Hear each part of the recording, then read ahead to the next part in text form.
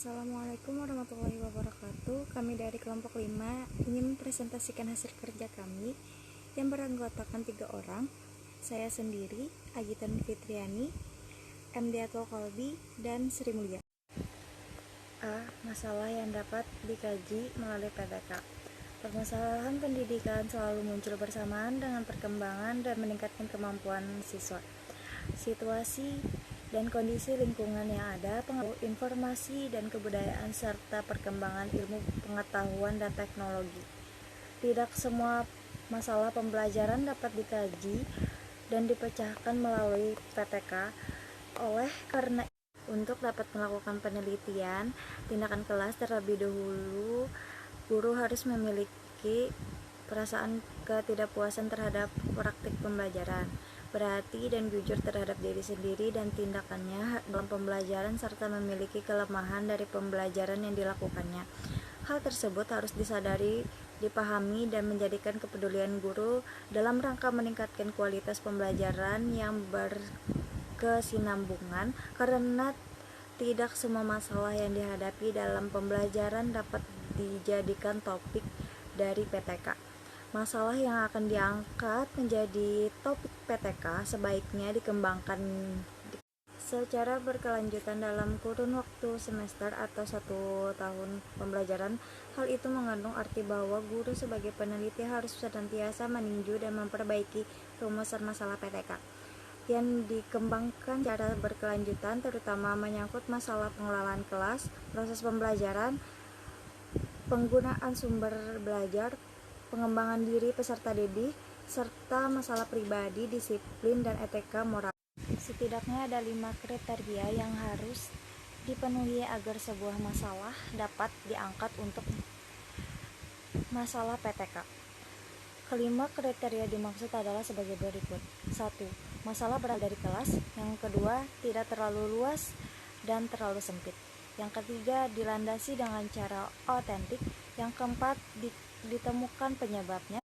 Kelima, ada kemungkinan untuk diselesaikan melalui tindakan kelas. Yang keenam, penting atau urgen untuk segera diselesaikan.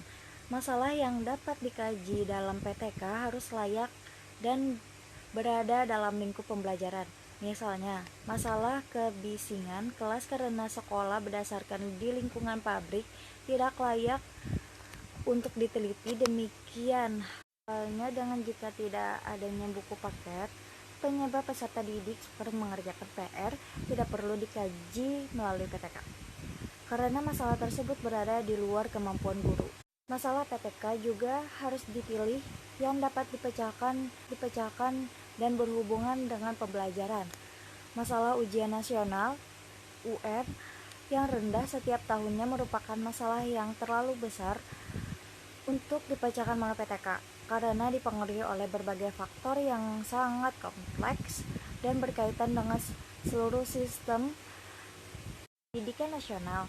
Masalah PTK juga harus urgen, strategi yang bermanfaat bagi peserta pendidik lainnya. Misalnya, kesulitan peserta didik dalam memahami pembelajaran merupakan contoh dari masalah yang cukup urgen karena semua peserta didik memerlukan keterampilan tersebut dan dampaknya sangat besar terhadap proses maupun hasil pembelajaran.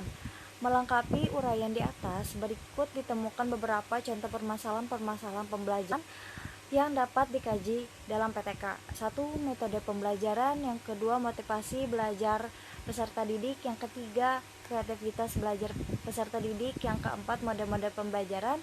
Yang kelima, keterlibatan peserta didik dalam proses pembelajaran. Yang keenam, penggunaan lingkungan sebagai sumber belajar. B. Merasakan adanya masalah PTK. Iklim belajar yang kondusif merupakan tulang punggung dan faktor pendorong yang dapat memberikan daya tarik tersendiri bagi proses pembelajaran. Iklim belajar yang kondusif harus ditunjang oleh berbagai fasilitas belajar yang menyenangkan, seperti sarana laboratorium, pengaturan lingkungan, penampilan dan sikap guru, penataan organisasi, dan bahan pembelajaran yang tepat yang sesuai dengan perkembangan peserta didik. Hopkins mengungkapkan pertanyaan-pertanyaan untuk menolong mencari fokus permasalahan. 1. Apa yang sekarang sedang terjadi? 2. Apakah yang sedang berlangsung itu mengandung permasalahan? 3. Apa yang dapat saya lakukan untuk mengatasinya. 4. Saya ingin perbaiki. 5. Saya mempunyai gagasan yang ingin saya cobakan di kelas saya. 6. Apa yang dapat saya lakukan dengan hal semacam itu. Apabila pertanyaan-pertanyaan di atas diperhatikan dan guru atau dosen menemukan pertanyaan tentang apa yang sebenarnya terjadi di kelas, maka benarlah guru dan dosen telah menemukan fokus permasalahan untuk penelitian tindakan kelas. Masalah-masalah di kelas yang perlu dicermati guru dan berkaitan dengan masalah pengelolaan kelas, proses belajar mengajar, penggunaan sumber-sumber belajar, serta masalah personal keprofesionalan guru. PTK yang dikaitkan dengan pengelolaan kelas dilakukan dalam rangka 1. Meningkatkan kegiatan belajar mengajar. 2. Meningkatkan aktivisasi siswa dan belajar. 3. Menerapkan pendekatan belajar mengajar inovatif. PTK yang dikaitkan dengan proses pembelajaran mengajar dilakukan dalam rangka 1. Menerapkan berbagai metode mengajar. 2. Mengembangkan kurikulum. 3. Meningkatkan peranan siswa dan belajar. 4. Memperbaiki metode evaluasi. PTK yang dikaitkan dengan penggunaan sumber belajar yang dilakukan dalam rangka pengembangan pemanfaatan. 1. Metode atau peraga. 2. Sumber lingkungan. 3. Alat peraga lainnya. PTK yang dikaitkan dengan personal keprofesionalan guru dilakukan dalam rangka 1. Meningkatkan hubungan antar siswa, guru, dan orang tua. 2. Meningkatkan konsep siswa dalam belajar.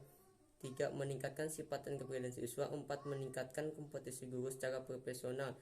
Harus diingat bahwa masalah penelitian yang dipilih hendaknya menemukan kriteria dapat diteliti atau dapat diamati dan dapat ditindaklanjuti.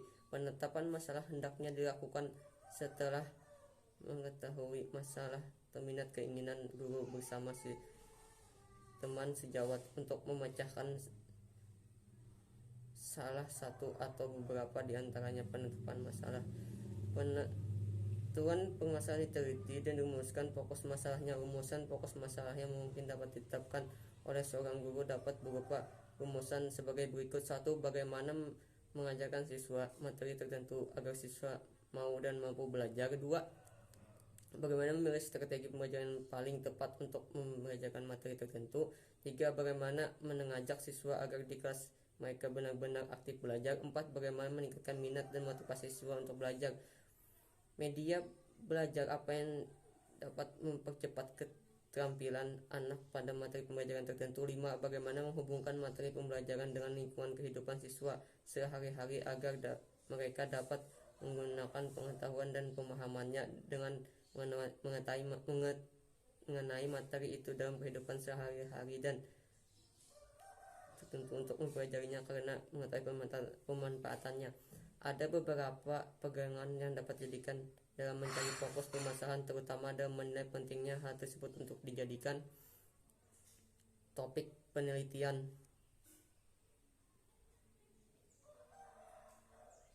Manfaat penelitian dan kemungkinan untuk diteliti seperti 1. Jangan dimulai dengan permasalahan yang tidak mungkin guru atau dosen dapat menyelesaikannya, seperti mengubah cara membentukkan pergolongan siswa, apakah ke IPA atau ke IPS di SMA, atau mengubah mata kuliah dalam kurikulum di jurusan. 2. Pilihlah fokus permasalahan yang penting untuk diselesaikan bagi kepentingan guru, dosen, dan siswa itu sendiri dalam pembelajaran sehari-hari di kelas.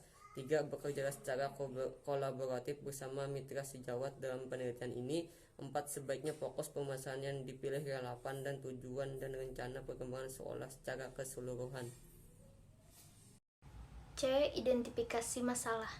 Masalah-masalah yang dirasakan muncul dalam pembelajaran perlu diidentifikasi dan ditetapkan kelayakannya dan kepentingannya untuk memecahkan terlebih dahulu.